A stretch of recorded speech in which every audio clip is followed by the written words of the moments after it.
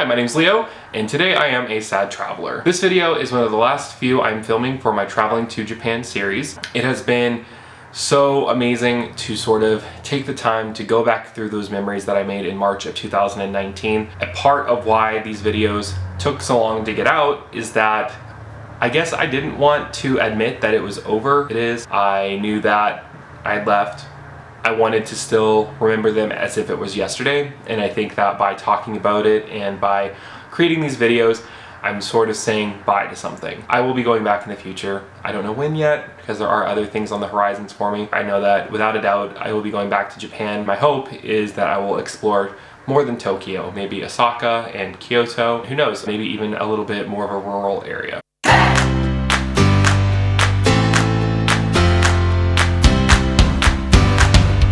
Intentionally, we had left the final day, the final full day, that is, while we were in Japan, to be pretty unplanned. We decided we were going to leave it open because we wanted to either visit something that we missed throughout the week, because as you know, time escapes you when you're on a trip and having a fun time on vacation, or we wanted to use it as a time to revisit the places that maybe we loved most. We did a bit of both. We decided that on this day we were going to go to the Meiji Shrine, which is outside Harajuku. We also wanted to go back into Harajuku for a bit. That was just a really wonderful place to be. The alley specifically, or that tiny road where all the different shops are at, was amazing. So we wanted to go back. And finally, we wrapped up that day by going up to Shinjuku for a very brief amount of time as we explored the area and went to Tokyo Hands, all of which I will get to in this video. Before we got to the Meiji Shrine, we took a train and we went and visited the Fuji Film Store. Fuji is one of the popular Polaroid styled film cameras that's around today. We own a couple of those in my household. This camera is mine personally. It is the Fuji Mini 90 Instax.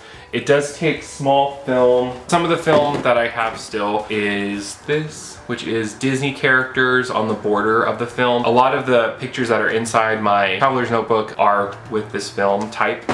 I also have a monochrome black and white instant film. This just has a black border, so it's like a regular, which is generally white, but it's with a black border instead. That's for this one, which is mine. That one was purchased before our trip to Japan. This is Sal's camera, which is, it's kind of blending in a bit. It is the Instax Wide 300. It does take a very wide picture. I don't have any of his film with me. Essentially, it is about the length of right up here. I don't know if it's really travel notebook friendly, but if you want to take pictures and probably post them up around your house, this is a really good one. I think he paid, it was pretty expensive, honestly. I think it was like 160. It was like 180.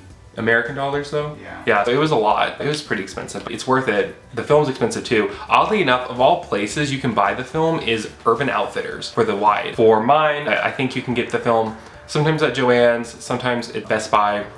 Amazon's always a great go-to. These are two of the cameras that the store does sell. They have a wide variety of others in the collection. They also sell other photography and journaling accessories. Fun fact, if you are planning to buy the camera at some point, it's cheaper to get it over here in America rather than in Japan. The wide one sells for about 100 if you buy it here, whereas in Japan, again, it was like 160 to 180. As an example, here is how some of the pictures come out for mine. As you can see, it's got that white border with a pretty standard Polaroid. At the Fuji Film Store, we did run into another American. There was a guy who was working in Japan. He was originally from Boston, and he was there working in that store in Japan. And it was cool because he was asking some very general questions just about, I guess, how's America doing? From there, we did try a couple snacks. A fan favorite for us snack is the cheese on a stick. It's like a mozzarella stick, sort of. It's almost like hot dog on a stick meets a mozzarella stick. It's just a big glob of cheese that's deep fried, but it tastes really great. The Meiji Shrine, as you approach that area, similar to Sensochi Temple, is very respectful. That whole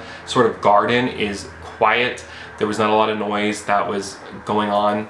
I do think we hit a section where there was a lot of quick touristy pictures going on, or photo moments, where that's where I think I call back to my video from last week where I was talking a bit about respect and cultural appreciation versus cultural appropriation. There were some people who were locals, but it seems like there was a lot of tourists too who were just simply throwing on random garments and throwing things on their face and holding certain weapons and such and taking pictures, and that, in my opinion, came across a little disrespectful because it was sort of, in my mind, it was like creating a caricature of the culture. We walked past that and we continued on to the shrine itself. As I will show in the picture right here, as you get close to the shrine, there's water outside. You are supposed to rinse your left hand, rinse your right hand, and then you rinse out your mouth and you spit it. That's just a way of sort of purifying yourself, cleansing yourself as you begin to enter into that shrine. Architecturally, I thought that the shrine was really pretty.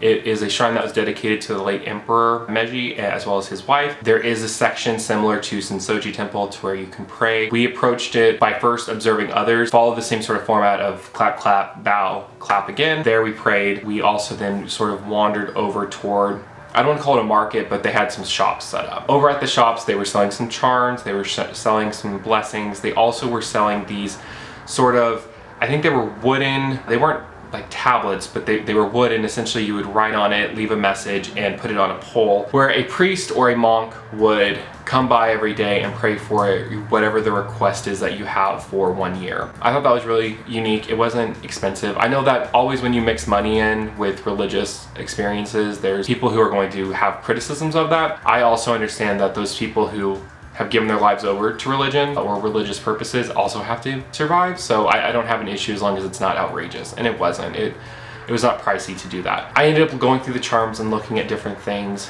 My daughter, we bought her a charm for intelligence or knowledge that is in her backpack for her school year. I personally purchased this charm. I know it's pretty tiny, so you're not going to be able to really see it. This charm that I attached to my traveler's notebook is for anxiety relief. Don't know if it's real or not. I will tell you that from that time in my life to where I am now, I have substantially less anxiety. I had a job change.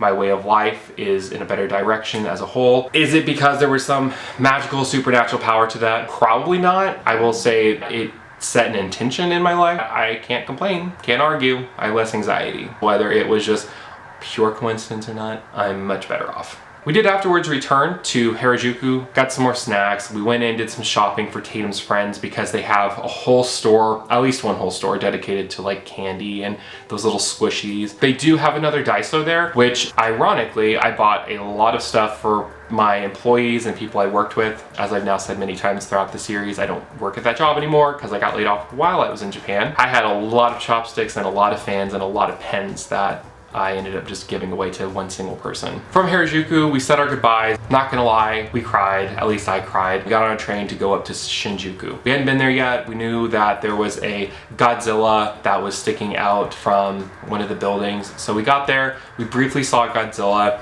and then we headed towards Tokyo Hands, which was a store that prior to going to Japan, we had really researched, and it sounds like there was gonna be a lot of good deals there for souvenirs. We were wrong. The Tokyo Hands that we went to was very expensive. Very, very, very expensive. There was this cute yellow suitcase that I wanted. I picked it up. It honestly, it could not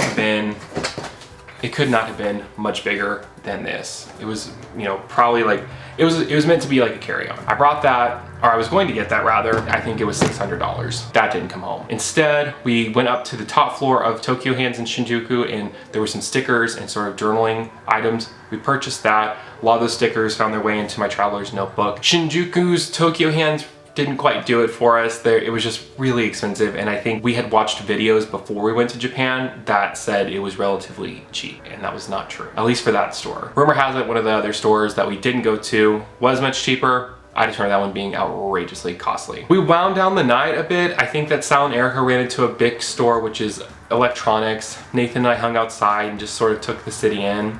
There was a brief moment for about 30 minutes to an hour that we were set on trying to find sushi because it hit us that night that we had been in Japan over a week. We were getting ready to leave the next day in the morning, so it's not like we really were gonna have time to go get sushi then. We wandered, I mean, we fast-paced around Shinjuku. We tried to look things up on Google, and we found a lot of ramen stores. We found a lot of restaurants that were selling katsu. We could not find sushi. I think it came down to either eat the sushi from 7-Eleven, which I'm not hating on 7-Eleven. Over in Japan, it's pretty good, and a lot of people eat the food from there because it's not, convenience stores are just different. We'll summarize it with that. We opted though not to try it from 7-Eleven or not to have our experience be from 7-Eleven. I guess that's why we'll just have to go back to Japan to eat sushi. It's like going to Ireland and not having Guinness. There's just, when you go to certain countries, like, or Paris, or France, I mean, and not having a croissant, like, when you go to certain places, you have to have certain things. For example, when you go to Hawaii, you have to get laid. You have to have the flowers. You have to have a Mai Tai. Going to Japan, you have to have sushi, and we didn't. Erica, being the barista that she is here in the United States for a certain company, wink wink, she wanted to bring back some mugs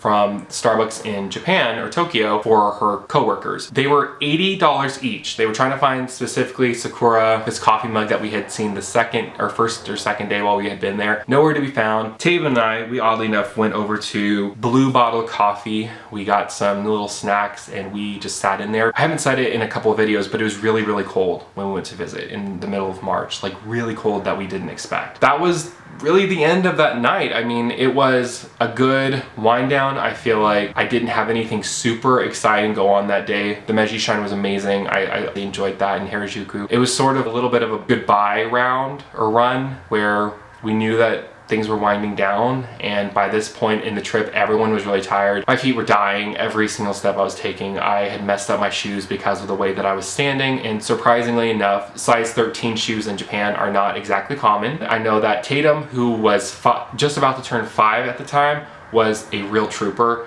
She did not need us to carry her. She just walked through it all, not complaining a lot even. I know that she is a really good traveler, and I'm excited wherever we go next with our travels to take her and know that she's going to do a great job. That was it. That was our last full day in Japan. It was a great ending. I'm going to put out one more video about the wind down from the trip, and then I'm going to put out a video about the questions we asked ourselves after going to Japan, where my family and friends will all be a part of that, just like they were for the original video. There is a playlist chronologically for the days that I went on my trip that is on my channel page. It's called Traveling to Japan. That's the name of the playlist. I'll continue to add these last few videos on there. For the most part, everything on there right now is already in chronological order. I hope that you've enjoyed this series. I can't wait to see where I'm going to travel to next, if it's going to be Japan or maybe another country or even somewhere inside the United States that I haven't been to yet, or maybe I'll go back to Hawaii, where I've been many times, but be able to film a bit more and talk about why I love Hawaii so much. I appreciate everyone who has watched these videos and given me such kind feedback. Thank you for watching this video and taking the time out of your day.